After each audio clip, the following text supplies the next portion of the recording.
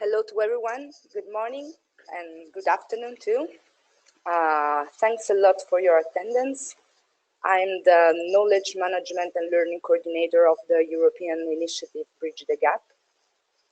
Bridge the Gap is a European funded project coordinated by the International Ibero-American Foundation for Administration and Public Policies, FIAP, in partnership with three agencies for development cooperation of the European Union, the Spanish, the Austrian, and the Italian agency. Partners of the project are also two international NGOs, the European Disability Forum and the International Disability and Development Consortium. The project aims to contribute to the socio-economic inclusion, equality and non-discrimination of persons with disability through more inclusive and accountable institutions and policies. Bridge the Gap has developed as a comprehensive three-pillar knowledge management strategy, and this webinar training cycle is proposed in the framework of the third pillar of the strategy, learning spaces to learn and train. The cycle will gradually explore the different cross-cutting issues taken into consideration by the project, and it aims to foster a culture of disability mainstreaming in development and to define an homogeneous approach to the project cross-cutting topics. The session of today is the first webinar of the training cycle, and it focuses on understanding of the CRPD and analyzing its principle and structure. The session starts by explaining the concept of disability as a fundamental step to understand why the CRPD is a necessary human rights tool. To help us to understand what I said now, today we can count on the experience and the knowledge about this important topic of An-Sofie Leenknecht, the Human Rights Coordinator of the European Disability Forum, one of the partners of this initiative. Well, before leaving the floor to An-Sofie, I would like firstly to thank you, An-Sofie, for your participation and give you some technical tips. The webinar is live captioned, and you can follow the live captioning through the link you can find in the reminder email you received some hours ago, and you can find also the link in the chat box here. During the session, you can download also the document proposed in support of this webinar, the same that you received also in the reminder email last Friday. Just to give you a quick overview about the webinar, now I will leave the floor to An-Sofie, who will introduce the session. During this phase, you can also make some questions and interact with the session. Then An-Sofie will start with the presentation and it will last more or less 30-40 minutes. The last part of the session, more or less 30 minutes again, will be dedicated to answer and question, and I will open the debate to the audience. You can text the question in the chat box or just raising your hands, and I will allow you to talk and make the question to our panelists. I think I said everything, so thanks a lot. I leave the floor to An-Sofie and enjoy the session.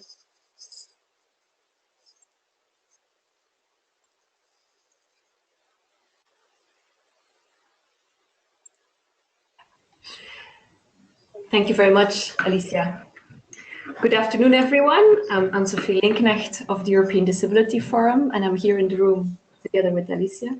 And I'm very happy to talk to you this afternoon at this webinar on the UN Convention on the Rights of Persons with Disabilities and its principles and attributes. I want to thank Alicia and the organizer of Bridging the Gap for giving us this opportunity. And I have a PowerPoint presentation that I hope you all can see. Okay, so maybe first some words on the European Disability Forum itself. The European Disability Forum is a European-wide organization of organizations of people with disabilities. So we basically have member organizations both at the national level in each of the EU member states, but also at the European Union level. So there's organizations that really specifically look and represent people with disabilities from a specific group, such as, for example, Autism Europe, there's European Union of the Deaf, or Inclusion Europe, representing people with intellectual disabilities. So altogether, we have 98 member organizations, and we represent about 80 million people with disabilities in Europe. And so we aim to have within our membership really the full diversity of people with disabilities. So we have blind people, deaf blind people, people who are deaf, people who have intellectual, psychosocial disabilities, and also people with physical disabilities. And so our main aim is really to promote their human rights, both at the European Union level, but also at the international level. And so as Alicia was saying, today I will introduce to you the UN Convention on the Rights of People with Disabilities. And so during my presentation, please do not hesitate to ask us questions. We will aim at answering all of them. But I will first of all introduce you a bit to the different approaches to disability. So how are people with disabilities seen and what has been the evolution in looking at people with disabilities up until the UN Convention on the Rights of People with Disabilities. Then I will also talk about the purpose of the convention and whom it actually protects. We will look at its general principles. We will also see at who is responsible actually for implementing the convention and what needs to be done by the governments.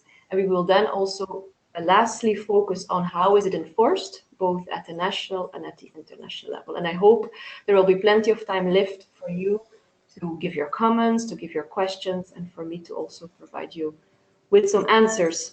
But maybe first of all, as a kind of icebreaker, I wanted to maybe hear some of you and to hear from you how people with disabilities are seen in your country. Can you give me an example of a situation which people with disabilities in your country encounters? If some of you would feel like commenting on this or answering, that would be really great to start this webinar. I don't know, Alicia, if someone is willing to. So thanks a lot, An-Sofie. I don't know if people have some question about this introduction. And so, or someone want to add something, just wait, because I have Ilaria D'Annunzio. I will give you now the floor to make your question. Now, Ilaria, you can talk. Okay, can you hear me? Yes. Okay. First of all, good afternoon to everyone, and thank you for this opportunity.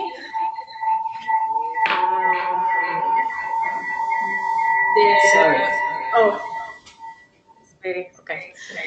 I'm calling. Well, I'm in the webinar from Guinea-Bissau. I'm working here with the Italian NGO IFO, and we are working on a project for women with disability in particular, or people with disability, but in particular women. And just to answer, like, I think that this webinar is very important because here, for example, the situation of people with disability is very difficult.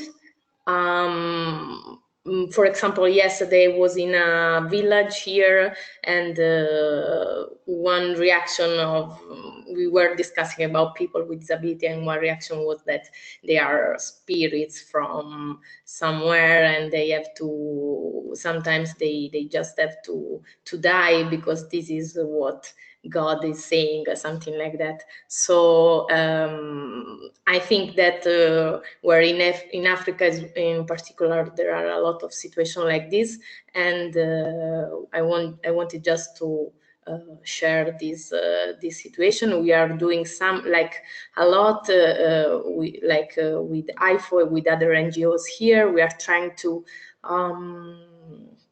do some technical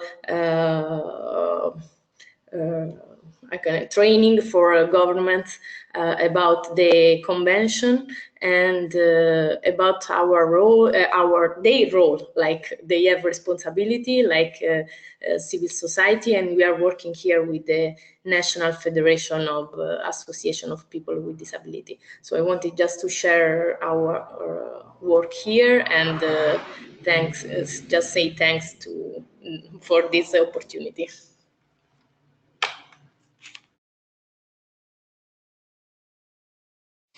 Thank you very much. It was really interesting. We are a bit too close to each other, Alicia and I think so. There's a bit of resonance.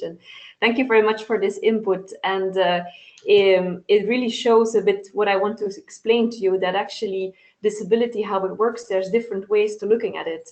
And the disability, how it's actually looked at by the UN Convention, is what we see in the next slide. So maybe I will continue with the webinar now. And I wanted to show you that within the convention, disability is looked at both as an interaction between the personal factors, so the factors that really characterize a person. As you said, the person has a certain impairment, is seen for that impairment. Also, the person might be rich, might be poor, might be living in a village or in a city, might have enjoyed education or not. So these are all the personal factors that play. But then there's also the environmental factors. So the person might live in a city that is not accessible. You know, the city might not be accessible, the public transport might not be accessible, but also we can think of the legal framework. There might not be any legislation in that person's country that protects the person against discrimination. So these would be called the environmental factors. And how the convention really looks at people with disabilities, as they say, disability is an interaction between both the personal factors, so the impairment of the person, and then the environment. And it often results really in the fact that people with disabilities cannot fully participate in society, because society is not fully inclusive and not fully accessible to their personal factors, to their impairment. So this is kind of the basis of how we will talk about people with disabilities in this webinar. And maybe to make it a bit more clear, I have two examples here in the next slides. If I can move them, let's see.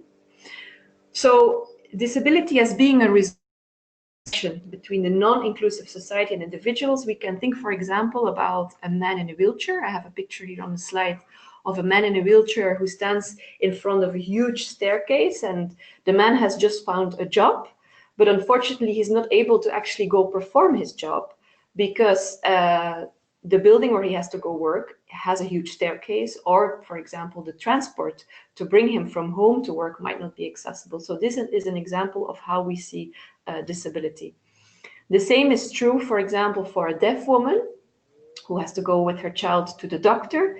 And as long, of course, as there's no sign language interpretation provided, she will not be able to communicate with the doctor. So these are some kind of examples of how we look at disability. However, it has not always been this way that society looked at disability. We have actually, the approach to people with disabilities have been changed over time. And here in the next slide, you really see the four main approaches that society takes or has taken to people with disabilities in the past up until today. So there's a charity approach to disability, then there's the medical approach, the social approach, and the human rights approach. So I will explain all four approaches, but you will see that actually the UN Convention on the Rights of People with Disabilities promotes and enshrines the human rights approach to people with disabilities. So that will be the last one that I will explain. So the first approach is a charity approach, and maybe in a lot of your countries, the charity approach is still the one that is being used. And the charity approach really sees people with disabilities as people living in tragic situations, people that are poor people, people that we need to help, we need to collect money for them, and we really need to support them because they cannot take care of themselves. So this is what we call the charity approach. And they're the most of the ones that are actually responsible for people with disabilities are charity houses or charity foundations. So this is a first approach to people with disabilities. Then another one is the medical approach. The medical approach basically sees people with disabilities as people who are abnormal, people who need to be fixed, people who need to be cured, people who need to receive as much as possible any rehabilitation so that they can become normal and that they can participate in society. So this medical approach, obviously most decisions there are taken by doctors, are taken by the Ministry of Health. They're not taken by people with disabilities themselves because they're mostly seen as passive. They have a passive role as a patient. So this would be the medical approach to disability.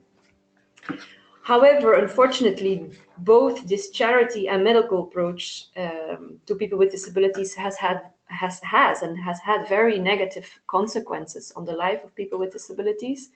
and on the enjoyment of their rights. And so on the next slide, you see just some of the examples and of the consequences of these kind of approaches. We can think, for example, of children with disabilities that are in most countries still going to segregated education. So they go to special schools. They're not able, or they're not enabled actually to go to mainstream schools and to follow education with children without disabilities. So this would be already one consequence. Another consequence is that many people with disabilities are forced to actually live in institutions. As in many countries, maybe also in yours, people with disabilities do not have the option to choose where to live or with whom to live or how to live, as in many countries there's not sufficient support provided to live wherever you want to live. So many people are forced to actually go live in institutions. These kind of approaches obviously have had a great negative impact on the self-esteem of people with disabilities and have really created very negative stereotypes about people with disabilities, saying that people with disabilities are less of a citizen or less of a person, like we saw in the medical and in the charity approach, that you have to take care of them. So it has really led to a lot of stigmatization and also to a lot of disempowerment of the person with disability themselves, because they are not informed about their rights. They also are not able to claim their rights.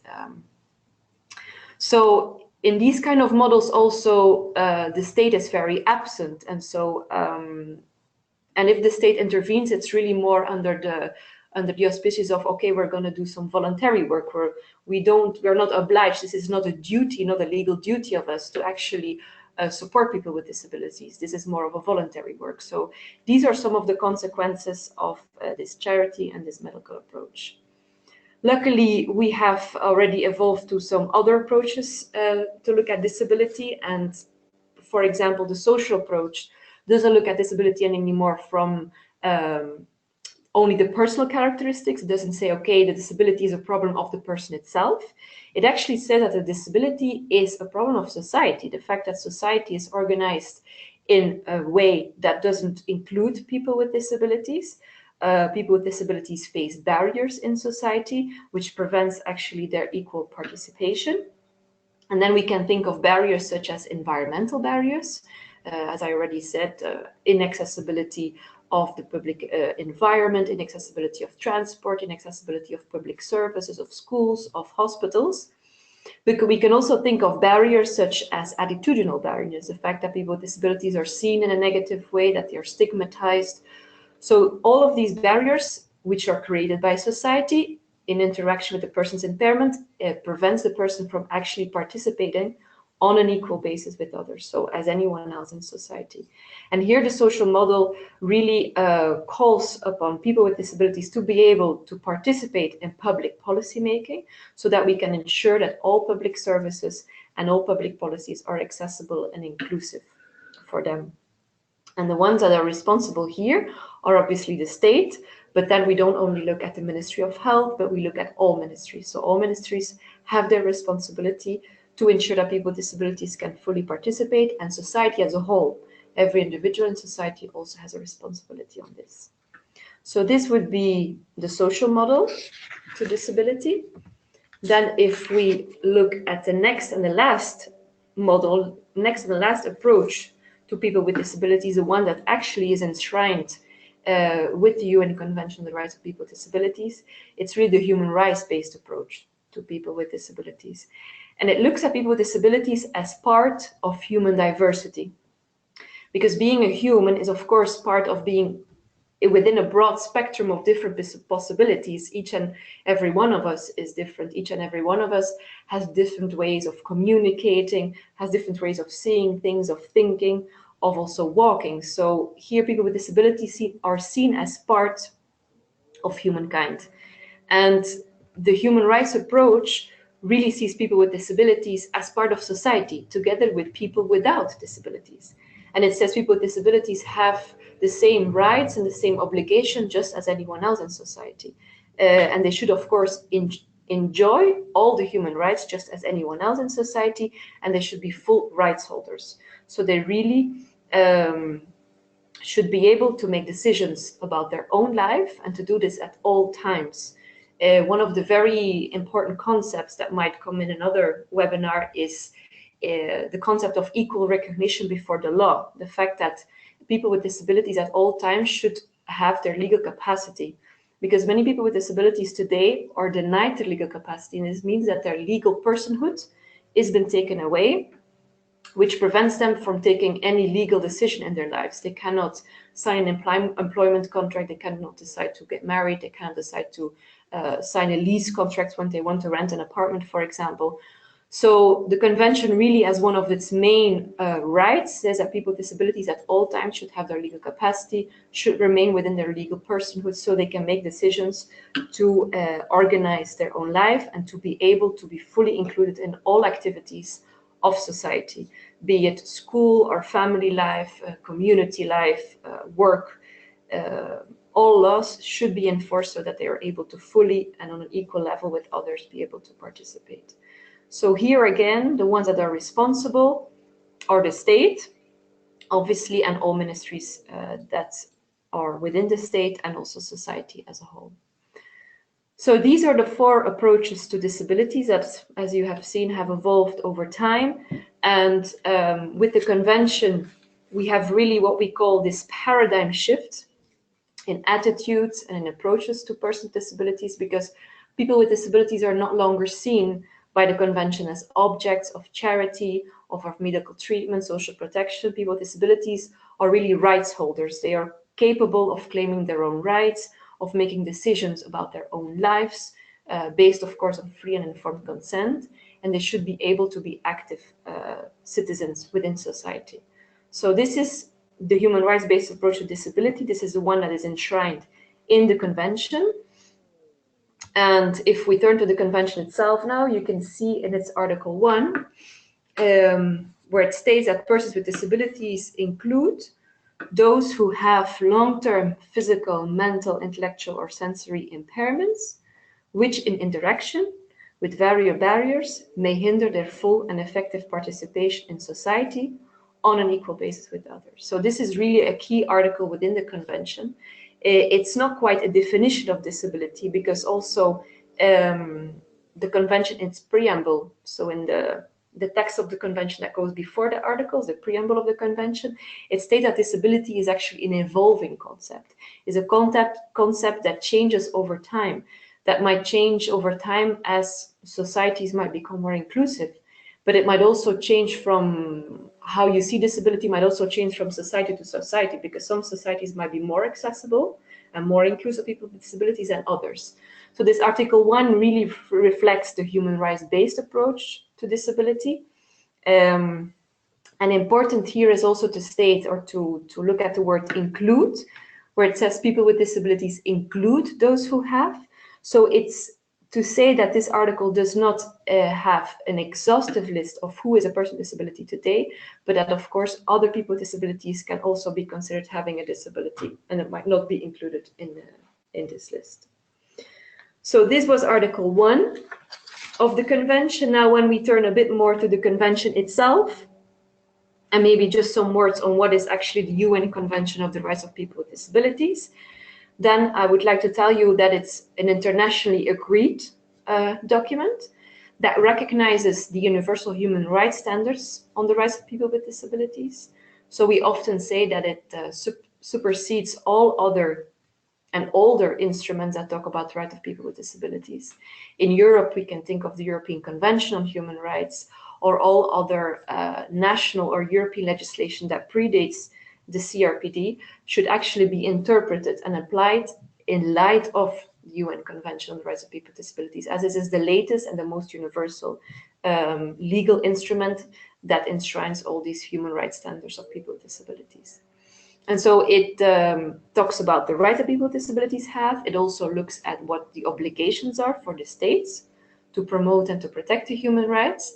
And it also sets out what are the ways of implementing the rights that are enshrined in the convention and how to monitor them, both at the national and the international level. But that I will explain to you a bit further in the webinar. So the UN Convention on the Rights of People with Disabilities was adopted by the United Nations General Assembly in 2006.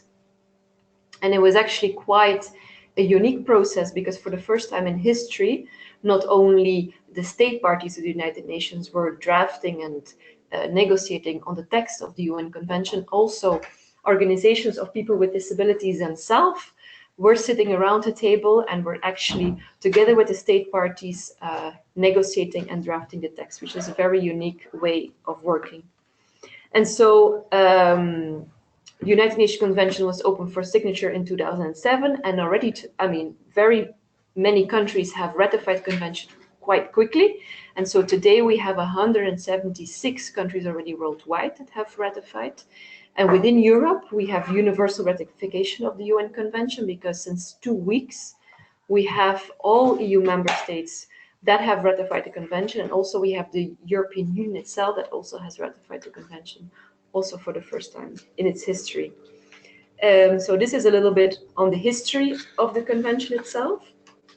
And then when we turn to Article 1 of the convention, it talks more specifically about what is the purpose of the convention. And there it reads that the convention is there to promote, to protect and ensure the full and equal enjoyment of all human rights and fundamental freedoms by all persons with disabilities, and to promote respect for their inherent dignity. So this is really what is the purpose, what is the meaning of the UN Convention.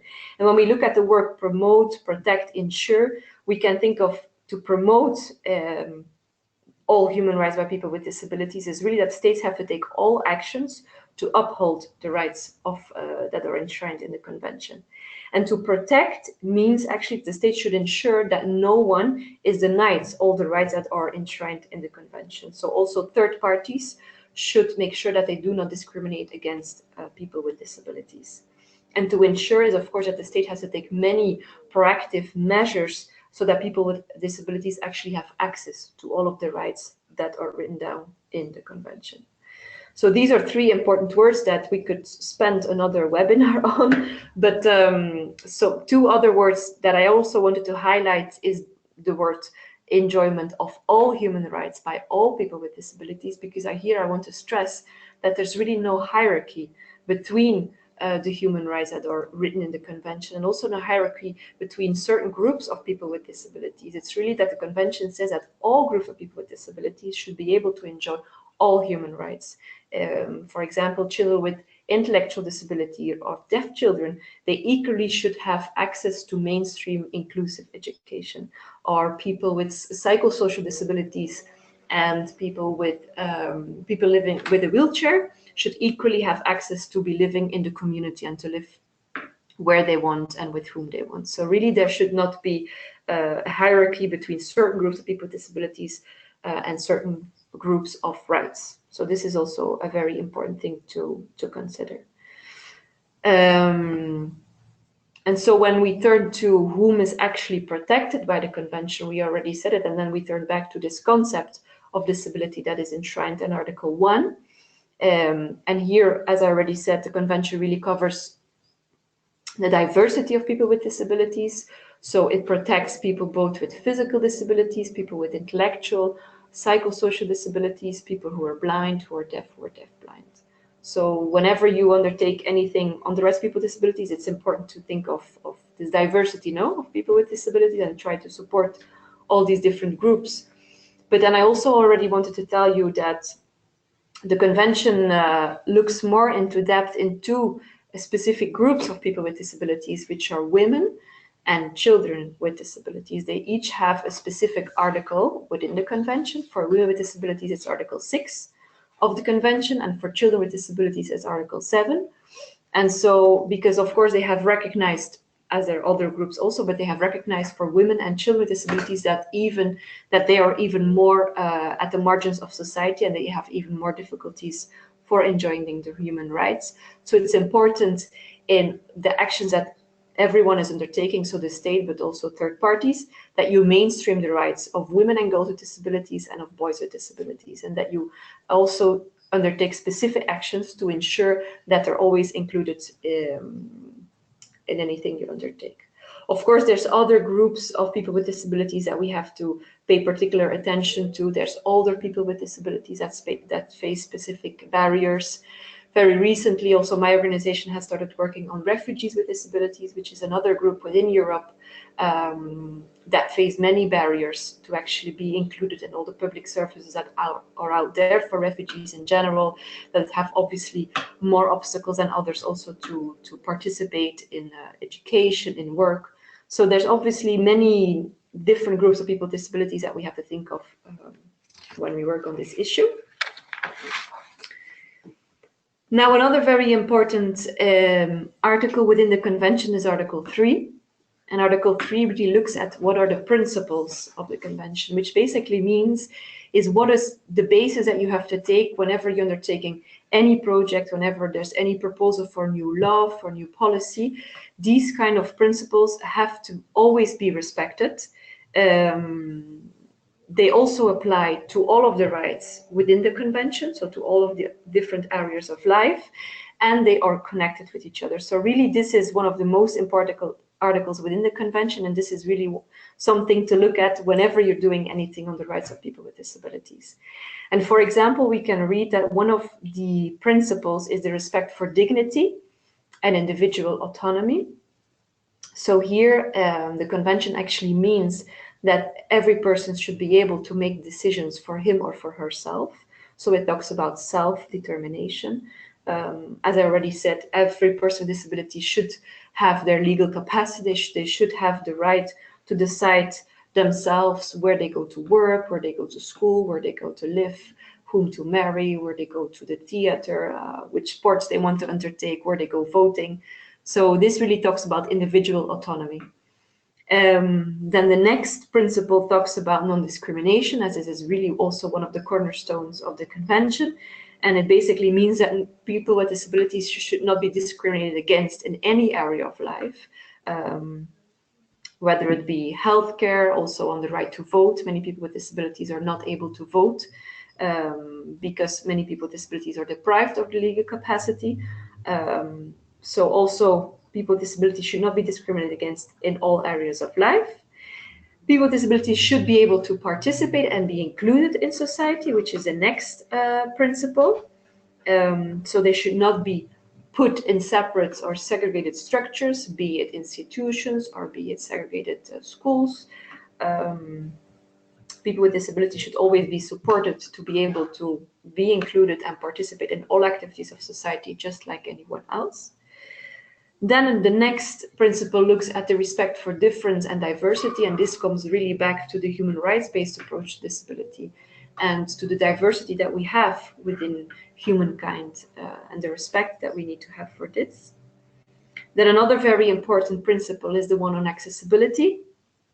And accessibility here, we don't only mean the accessibility of the buildings or of transport, we also mean accessibility of information and communication. And there it's important to think of providing information in Braille, for example, for blind people, or in easy to read information for people with intellectual disabilities. Or if we think of deaf people, we'll need to foresee sign language interpretation or captioning as we have it today in this webinar. This is really also one of the cornerstones of the convention. And then I'll just take another one, which is equality between men and women. As I already said, there is obviously Article 6 of the convention that talks about women and girls with disabilities, but also gender equality is a very important component of this convention, as the difference between women with disabilities and women without disabilities is obviously big. I mean, women with disabilities face more barriers to enjoyment of their rights than women without disabilities, but they even face more barriers than men with disabilities. So this is also an important aspect to take into account. So these were the principles, and I really would encourage you to have them next to you, next to your whatever you're undertaking, as they're really the ones that should be followed at all times. Then we have another look at who is responsible actually for implementing the convention. And here we have already stated that it's the state. It's basically all ministries that are responsible, not only the Ministry of Health or the Ministry of Social Affairs, but actually all ministries that should take responsibility in implementing these rights. But also the Parliament and the courts play an important role in this.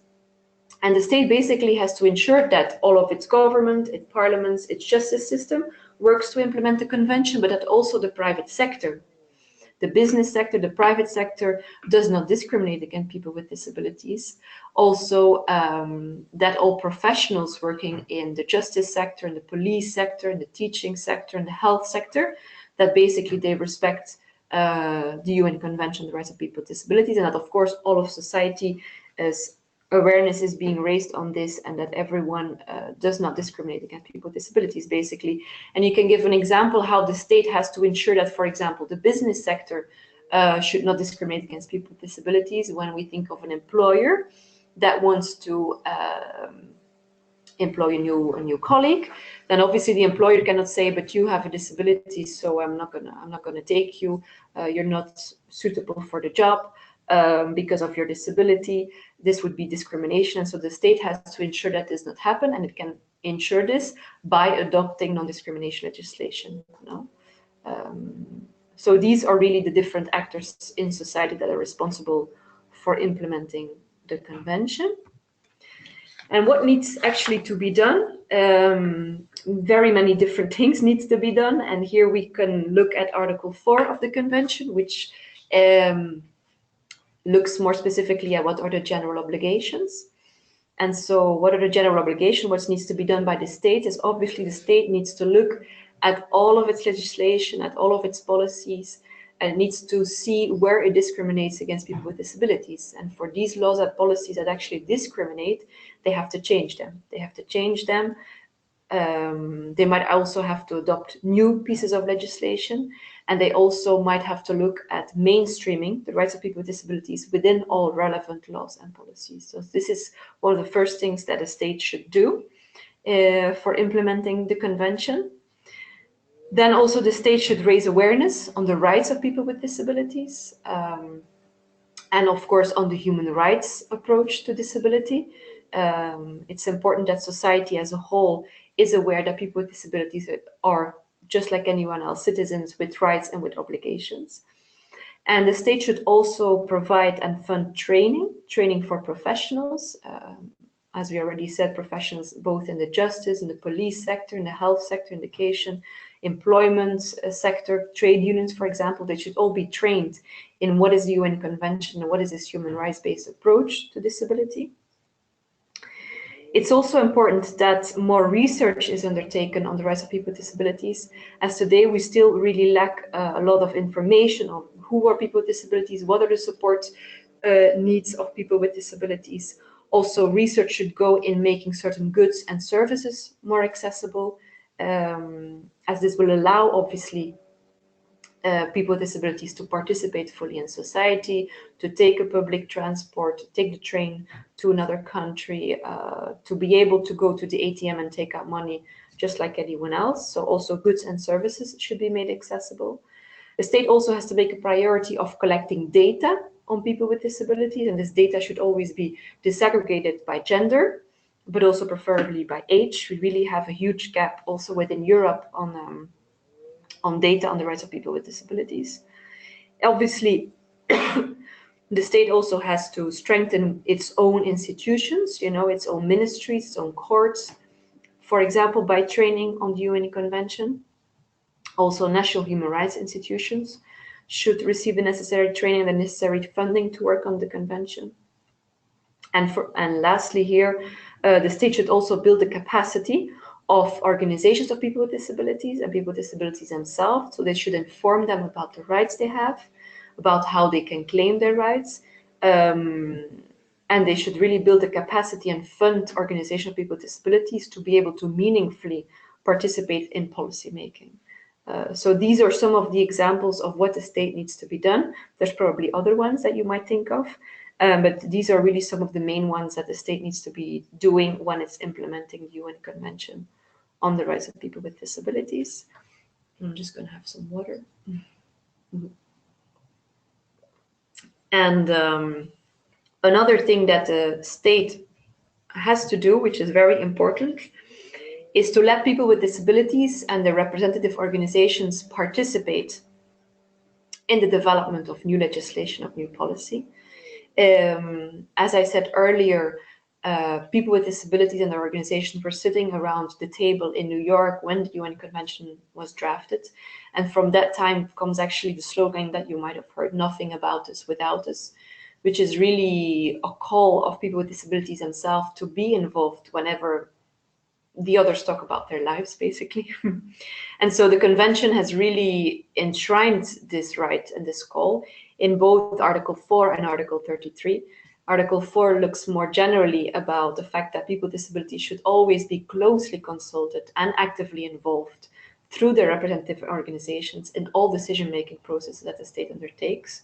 So if the state is adopting a new law, is drafting a new policy, or is monitoring how its implementation is going, from the very beginning until the very end, people with disabilities, through their representative organizations, should be involved in this process. And this at all levels of policy making, be it at the international, the regional, the national, and the local level. So this is really one of the key articles of the convention also.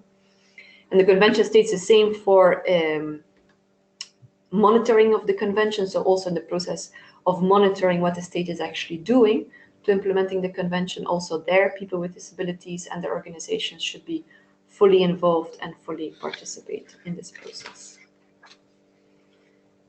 Now we're almost getting to the end. And so just a few words on how the convention is actually enforced. Also here again, we could talk about this much longer. And if you have questions, please do not hesitate to ask them. But the convention is enforced at the national level in two different levels. So you have, first of all, the enforcement through implementation. So who's responsible for implementing? We already said it's the state. And what the state basically needs to do is they have to appoint a focal point within its government, the one that is responsible for implementing the convention. So you can have a main one, but then of course you can have smaller focal points within all the other ministries, because as we also said, all ministries will have some responsibility to implement the convention. And it's very important that this focal point sits at a strategic place within the government, preferably at the level of the Prime Minister or within the Ministry of Justice, as it's important obviously to promote the human rights approach to people with disabilities. Too often still in Europe and also at the European Union level, we see that the focal point is still sitting in the Ministry of Health or in the Ministry of Social Affairs, which kind of brings us back more to the medical approach to people with disabilities. So it's important that this focal point sits within the Ministry of Justice, for example. Preferably, the state should also have a coordination mechanism where all the focal points are brought together and their work is coordinated. So this happens at the level of the government. Then there's also responsibility to monitor the implementation of the convention. This happens with an independent monitoring framework that the state has to establish, has to appoint. In many countries, this is the National Human Rights Institution, or it can also be the Ombudsman that will look at how the state is doing in implementing the convention. And there again, as I said before, it's very important to involve people with disabilities and their representative organizations and other civil society organizations in this monitoring exercise. And then at the international level, I just wanted to mention to you that there is, of course, the United Nations Committee on the Rights of People with Disabilities that meets twice in Geneva per year. And so this committee is a group of experts that really revises how every country is doing with regards to the implementation of the convention. So they receive state reports and they go have a general constructive dialogue with the state, and they make also recommendations on how states can improve on the implementation of the convention. But the committee can also receive individual complaints. So if an individual feels like their rights are violated, then they can also write to the committee, and the committee can also investigate that. That happens under the optional protocol to the convention, which is an additional legal instrument to the UN Convention, which gives these rights to these individuals.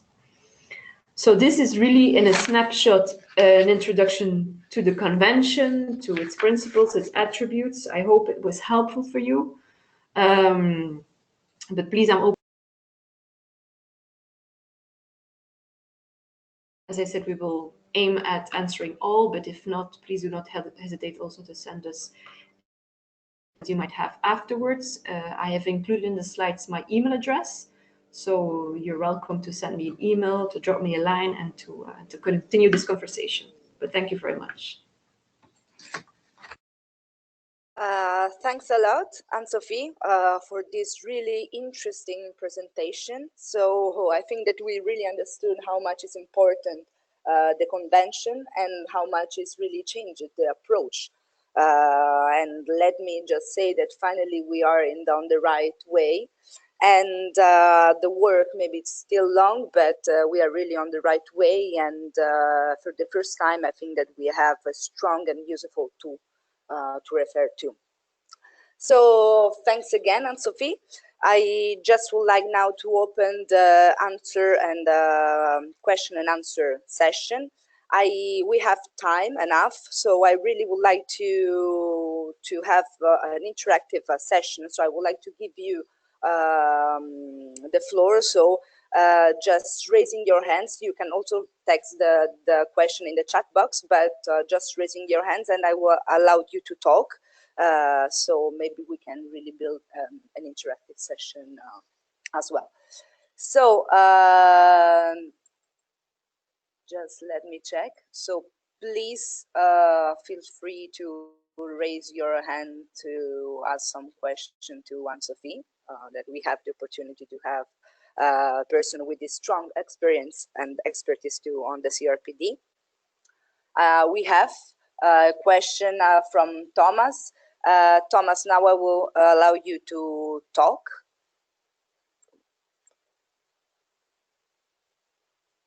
Sorry, I lost you.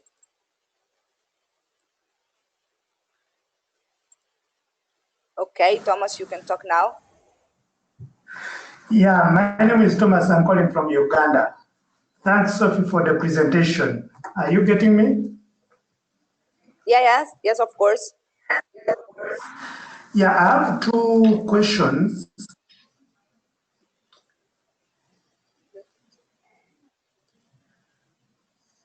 So please let's talk because we can hear you. Okay, the first question, I don't know how the CRPD gives an option of increasing the definition of disability. For instance, in Uganda and generally in Africa, we have two other categories of disabilities that we are working with, and these are the albinos and the little persons. Then the second question is, I'm only curious to find out how and the genesis of the Washington group of questions in assessing disability. Thank you. Thanks, Thomas. I don't know if An-Sofie you want to answer directly now or we want to collect some. Okay. Just give the floor to Sylvester Roberts. Now you can talk. Hello? Hello? Yes, we can hear you. Are you getting me? Yes. Okay, I'm Sylvester from Liberia. I work for ADFO in Liberia. Thank you for your presentation. You know, you did a very splendid presentation. I want to applaud you for that. But my question is, am I clear?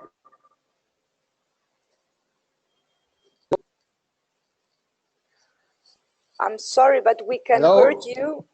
We can hear you. The sound is really bad. Can I ask you to text the question in the chat box and we will answer you directly, reading your question. Sorry, in the chat box.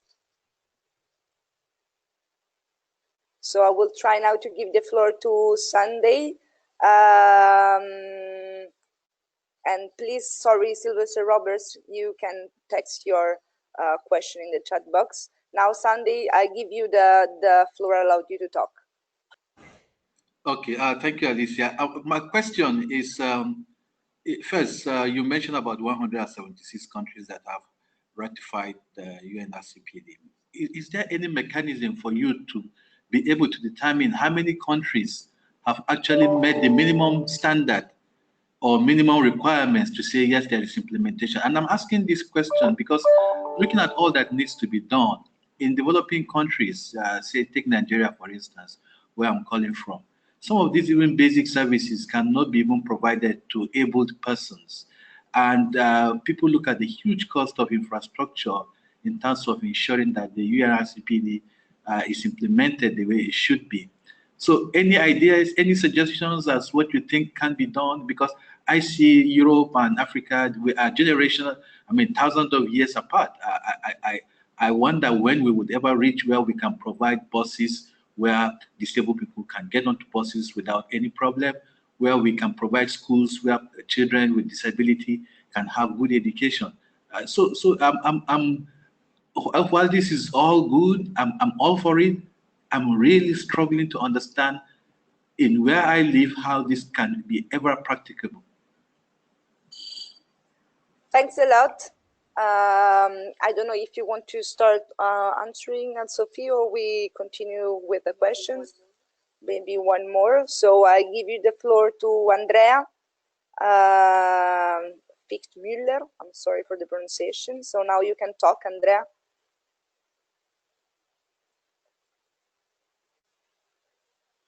Okay, now you can talk. Hello. Okay, thank you.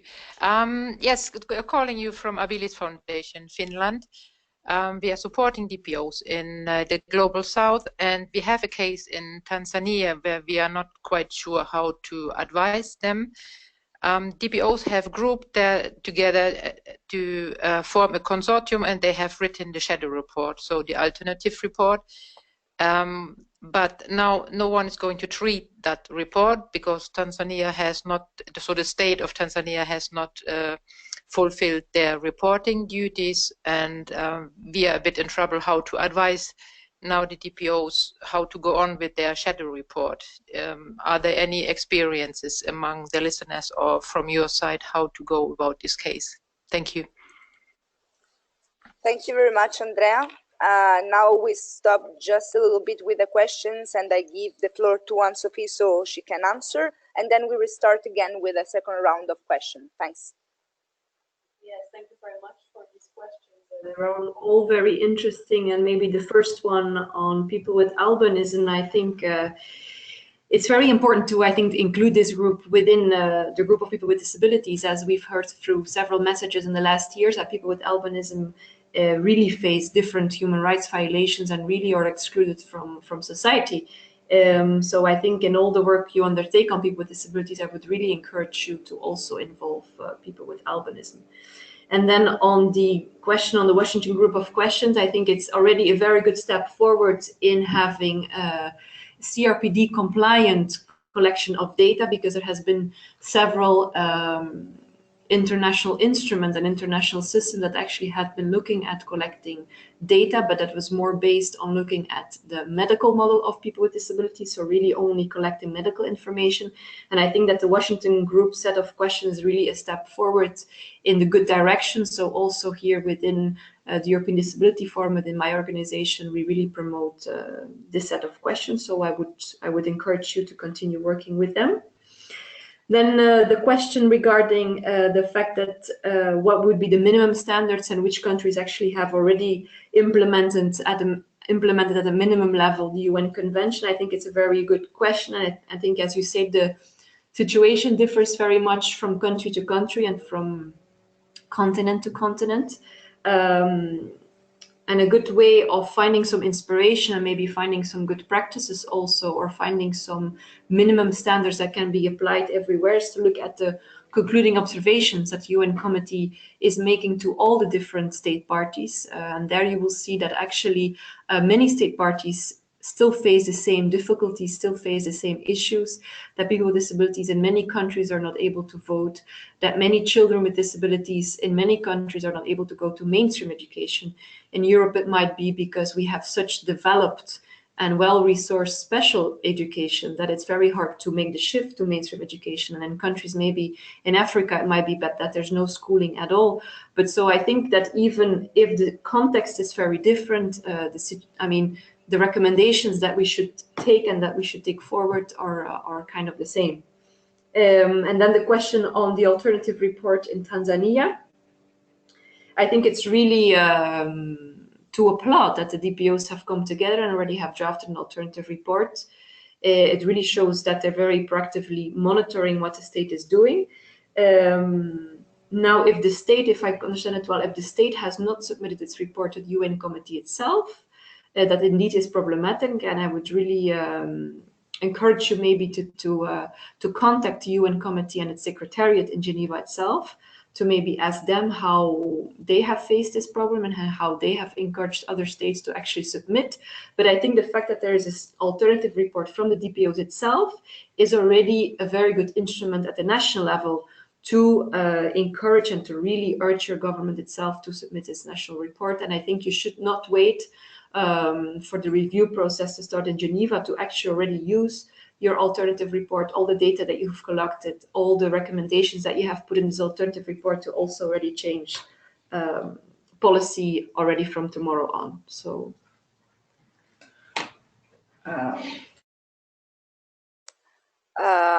Thanks a lot, An-Sofie. Now we have some written questions that I'm going to read. The first one is from Julieta Seven. I'm sorry again for the pronunciation of your names, but I will try to do my best. So Julieta is, she asked, I understood that there are specific mechanisms to monitor the implementation of the convention, but what mechanisms are there to enforce, ensure that states fulfill their responsibility commitments? And then we have also another question from Parthipan, and he said, I observed the persons with mild physical disability, like polio and visual disability, receive maximum participation in DPOs and advocacy. Several disabilities like spinal cord injury or stroke really struggle to access to basic government scheme and benefits. The CRPD have any special provision to include people with severe disability? Then I suggest you to just give the answer to this question, and then I will give the floor again to the audience. Thanks a lot. Yes, thank you very much for these questions. So the mechanism to monitor indeed and to really ensure that the state is actually implementing correctly the convention, as you already said, is at the national level the monitoring mechanism that really should have the competence and the mandate to issue recommendations on how the state should implement the convention and to really follow closely what the state is exactly doing and to go have meetings with the government, of course, in cooperation with the different organizations of people with disabilities, to follow up very closely and to really enforce the government that they're moving forward with this. If this would not be sufficient, obviously individuals can take a certain case also to court at the national level. We have had in Europe several cases where people with disabilities themselves or their family members have taken cases to court and where they were actually successful. In some countries, the ombudsman or the National Human Rights Institution might actually be able to support you in going to court, because we know it's a very costly and time costly also process. So this could be another way of really enforcing the government to implement the convention. And then if this also does not work, you can always go to the international level, and then I would go to the UN Committee on the Rights of People with Disabilities, both through the process that they do with every country to go through their state reports and to see how the government is doing and to making recommendations on how it can be approved. This is also a way of enforcing the implementation of the convention. And if it has not worked for you at the national level to bring your case to court, then you could also submit an individual complaint to the UN committee itself. This will not be a legally binding decision, but it might also, of course, help your government to or push you to help your government implement the convention to make sure that they respect your rights. Then if the convention really specifically looks at people who have multiple disabilities and people with high support needs, the convention talks about this group of people in its preamble. It doesn't have a specific article on this, but I can tell you that obviously as we've gone through, the different approaches, and also if you would read the convention very carefully, you can see that really attention needs to be paid and support needs to be given to people who need more support than other people do. So this is also a very important group that also within the work of the European Disability Forum, we also try to include in all the proposals we make for new legislation and for new policy.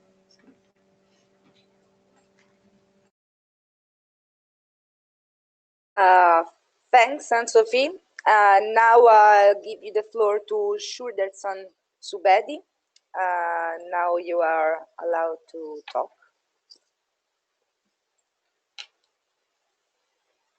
Sorry.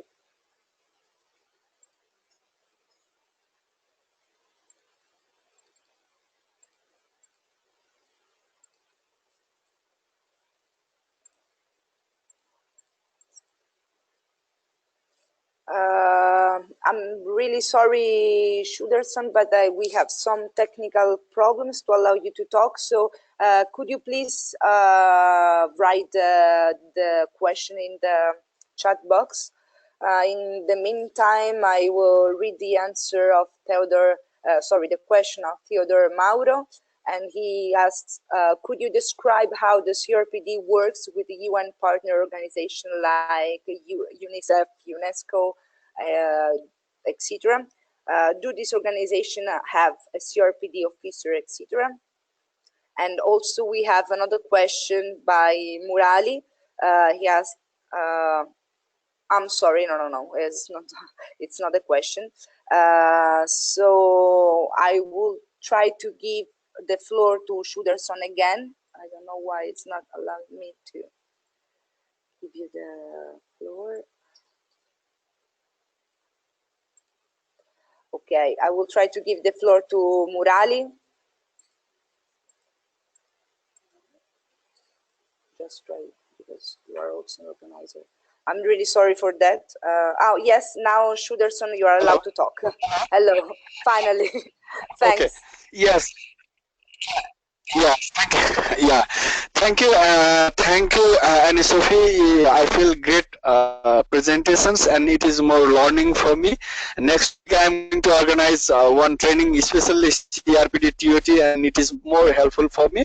Very quickly, my questions, because we just submitted, participated the 19 sessions, and CRPD committee sent the concluding recommendation to the Nepal government. In this situation, how did we can work to implement and to push the government to implement CRPD recommendation? My first questions. And still Nepal government is not making the like a CRPD monitoring mechanism from the government. They just make a focal point. So we want to push that also, and can you advise me? And then third one is in 2021 Nepal government is going to do the census, so we want to include a broader definition in the census questionnaire in line with Washington group questions and others. And if you have any examples and if you have any advice, I think it is a very limited time in the webinar, but in later you can send email and information for me. It will be so helpful for us to do here. Thank you. Thanks. Now I will give the floor. I will try to give the floor again to Murali. Murali, you are allowed to talk now. Hola. Hi. Okay. Thank you very much. I have been associated with this forum since 2012. I am one of the first participants in the Total program. I really want to know whether we will have some follow-up, because we are trying to get updated. Yeah. So your views on that. Thanks a lot. I will read two more questions. I will read two more questions. One from Sylvester Roberts, and he asks, how do the DPOs or persons with disability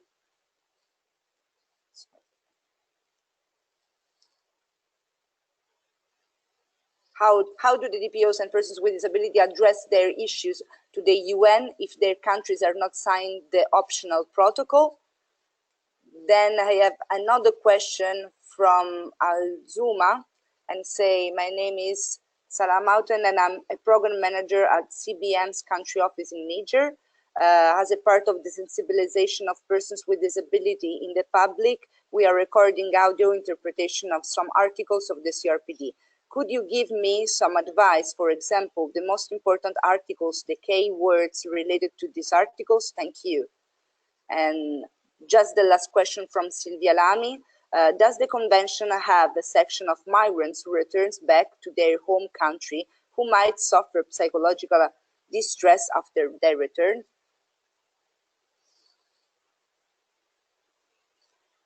Thanks a lot for this question. Now I will give the floor to An-Sofie again, and then we start with a third session of questions. Thanks.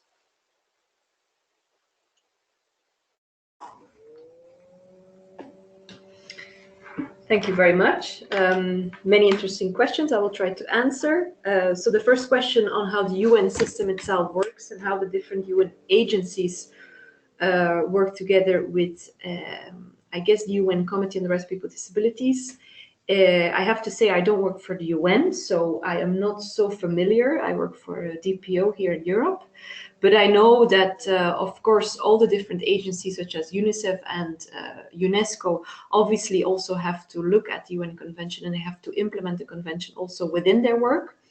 So I would imagine that within the different agencies, for example, in UNICEF, I know that there's people working specifically on the UN CRPD. I would imagine that also in the other UN agencies, it's the same. But I can maybe forward your question to our colleagues of the International Disability Alliance, to which EDF is actually a member, which is an organization of people with disabilities working more at the UN level, at the international level. So I'm sure they'll be able to answer that question in detail.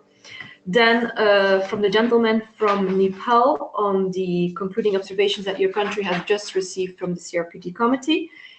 First of all, I think you have a very good tool in your hands to actually reinforce the implementation of your convention, and I would advise you to start drafting an action plan on how these concluding observations can be implemented. And so this action plan can really look at each recommendation that the government, that the CRPD committee has made to your government, and it can very detailed say which is actually the responsible ministry and what does this ministry have to do to make sure that this recommendation becomes a reality. So you basically detail the recommendations, and then you really address it. You go talk to the ministry to make sure that it happens.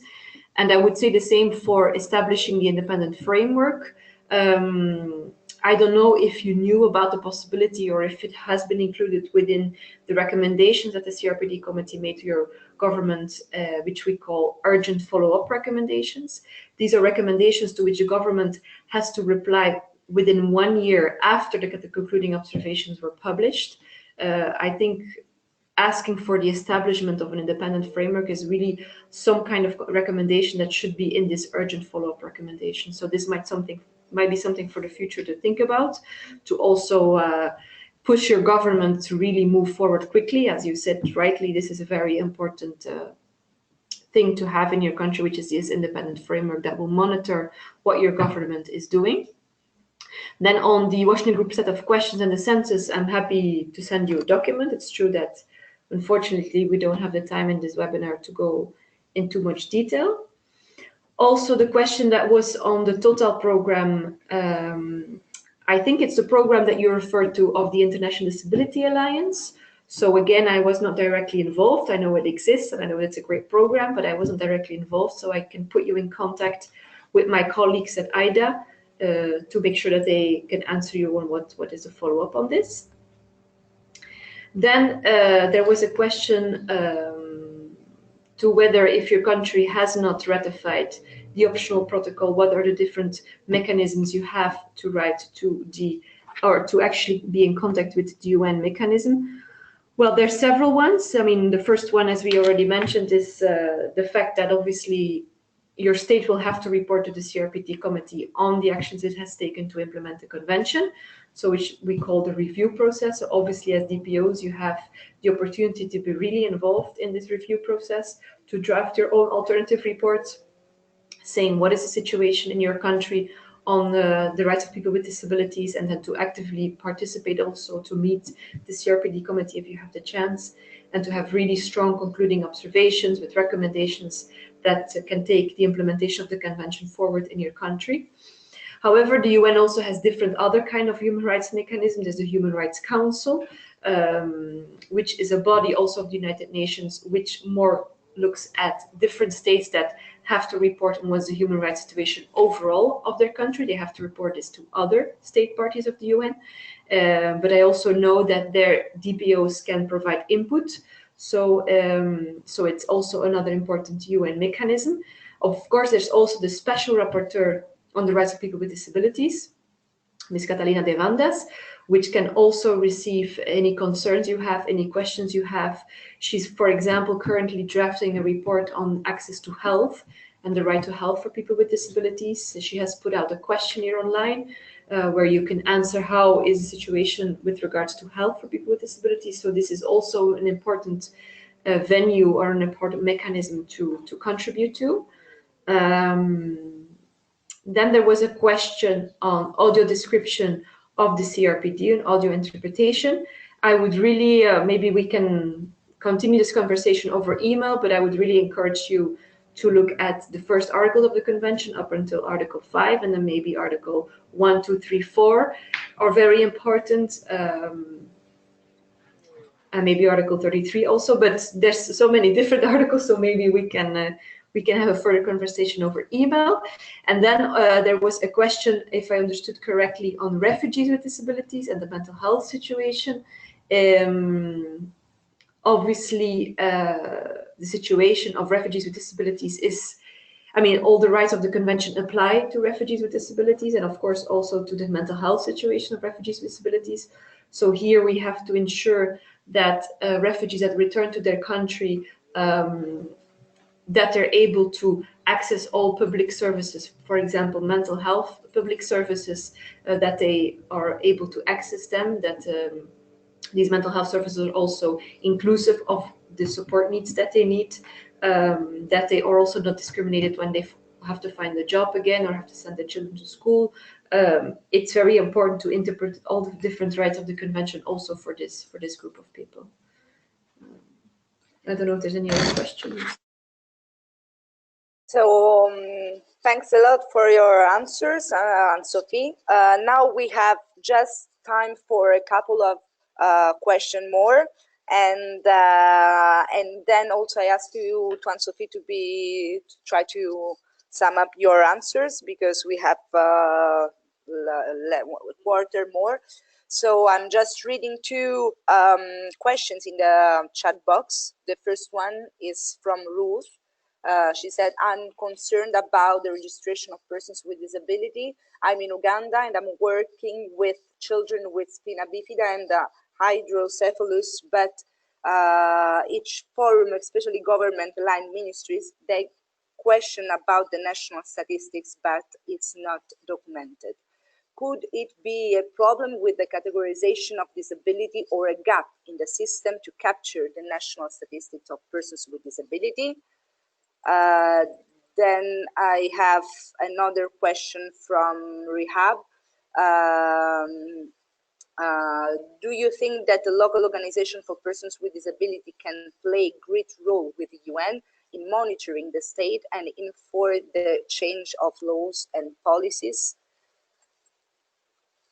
I think, I don't know if I will be able, I just would like to give the floor to Raya for the last question. Please, Raya, now you can talk.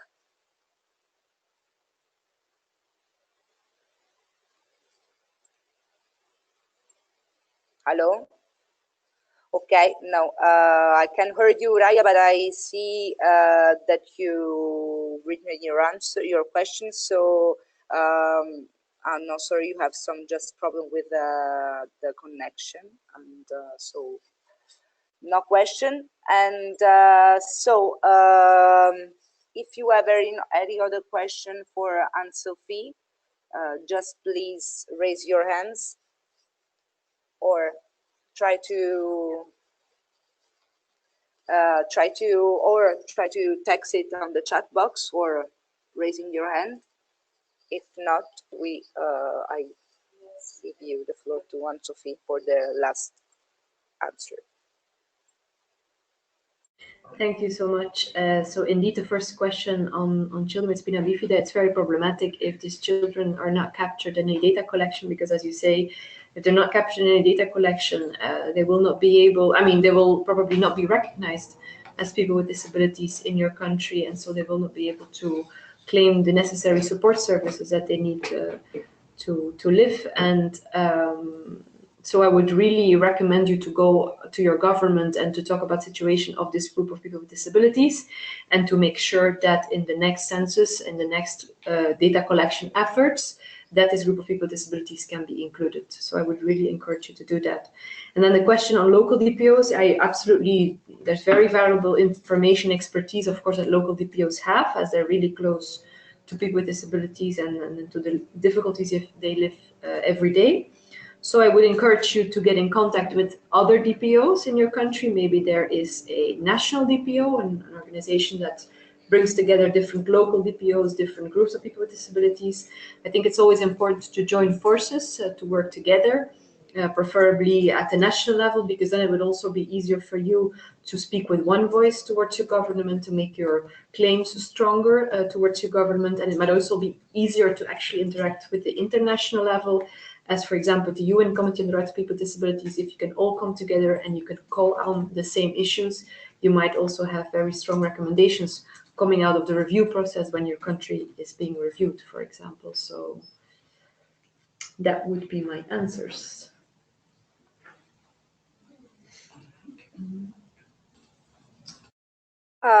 So thank you very much, An-Sofie. Unfortunately, if we have still 10 minutes, so if you have any other question, you can do that now. I'm sorry for some attendees that raised their hand, like Baba Ya and Kanagas Bapati, but it seems that you don't have the microphone. So I can't allow you to talk. So please just text your question in the chat box.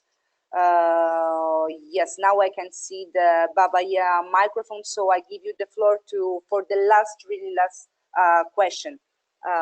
Thank you, Baba. Please, now you're allowed to talk.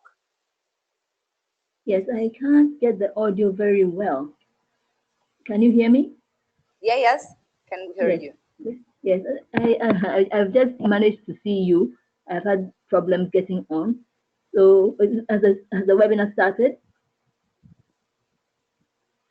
Sorry? Have you started the webinar already? Yes, unfortunately, we are going to finish the webinar in 10 minutes. I don't know, maybe you have you had some problems, but don't worry, because tomorrow you will receive the follow-up email with the recording. Okay. So I'm really sorry for that. And if there is someone else that want to just make the last question to An-Sofie. If not, we are going to close the webinar.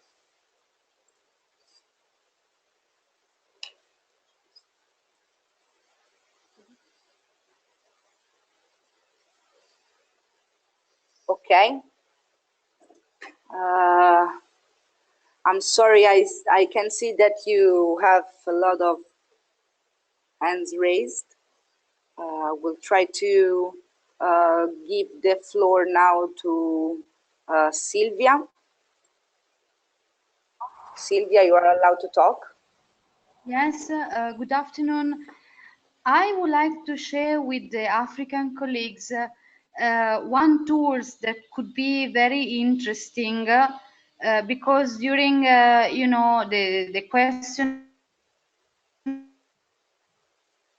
the problem of IDP person with disability, this tool is the draft protocol to the African chapter on humans and people's rights on the rights of persons with disability in Africa. That, for example, in his Article 6 is talking about practice like the one addressed to people with albinism, and in its Article 7 talk openly about persons with disability that are affected by war or emergency situation. So in my opinion, for the organizations that are working in an African context, also the protocol could be a very interesting tool. Still is a draft, but it seems that in few weeks will become official.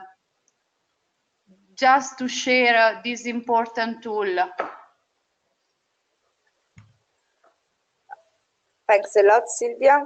I don't know if An-Sofie, do you want to comment on that? If not, I'm going really now to read the last question, and is what could be your perspective as it's related to having many countries having to sign the convention, but less countries signing the optional protocol. What do you think could be a state fair?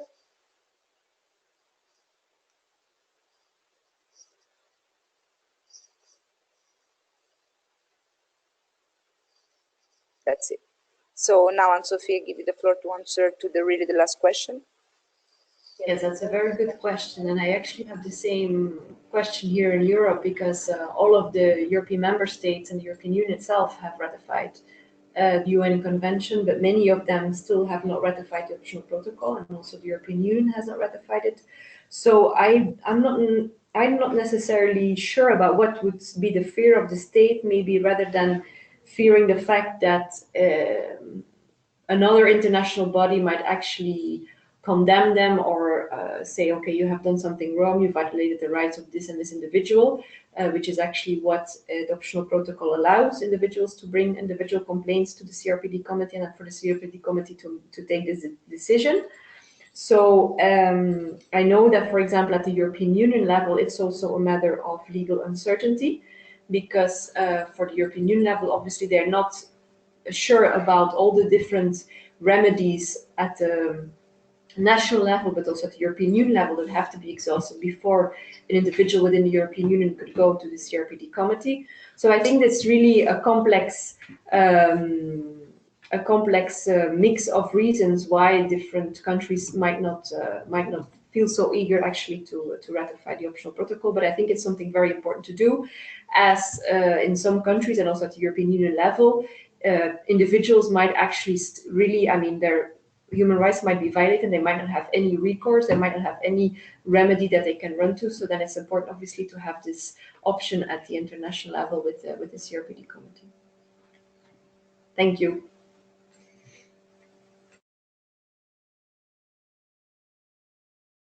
So, well, thanks a lot, An-Sofie, for this really interesting session. And I really would like to, we are at the end of our session. I invite you because I saw that there are a lot of raised hands and other questions in the chat box. I'm just asking you because unfortunately we finished our time. So please text your questions to me or An-Sofie, and we are going to answer with pleasure to all your questions. And you can find the email address of An-Sofie now on the screen, and mine in the reminder and also in the follow-up email. So thanks a lot to everyone to join this session. And I really hope that you enjoyed the webinar and it was useful to understand really the basic principle of the convention. I would like to remind you that tomorrow you will receive an email, a follow-up email with the webinar recording and all the related documents presented today. And you will receive a survey with the follow-up email. So I kindly ask you to just answer to this survey to help us to improve the quality of this webinar. As I said at the beginning of the session, this is just the first webinar of a training cycle of 12 webinars. The second one will be about the SDGs and their explicit reference to disability, and it's foreseen the last week of April, the week of the 23rd, but we will come back to you with a definite date as soon as possible, and also with the registration link. For any other question, as I said, or for if you have doubts, etc. Please don't hesitate to contact me. And in that case, for the specific question on this session, send an email to An-Sofie. And well, thank you to everybody. I hope to see you also during the next session. Thanks again to An-Sofie. Bye. Enjoy the rest of the day.